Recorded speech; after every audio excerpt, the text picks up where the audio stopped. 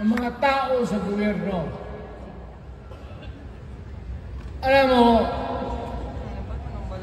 Mr. President, hindi ako maghingi ng tawad. Why? Kagawan mo yan eh. Ano naman ang hihingi mong tawad sa hangin? It is your responsibility Yes. sa sarili mo. Correct. Yes! What you do in this world binds you. Iyo yan. Huwag mong sisihin ang ibang tao kasi sarili mong utak at katawan yan. Nung ako'y mayor, pinakitaan ako ng evidence ng PDEA. Doon sa listahan, nandoon yung pangalan mo.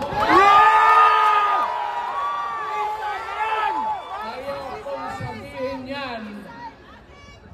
Kasi magkaibigan tayo, kung hindi magkaibigan, magkakilala. Eh, ikaw pumapasok kayo ng alanganin.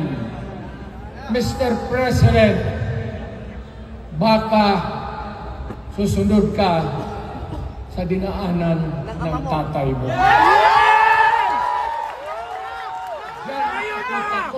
Ayaw ko mangyari sa iyo yan.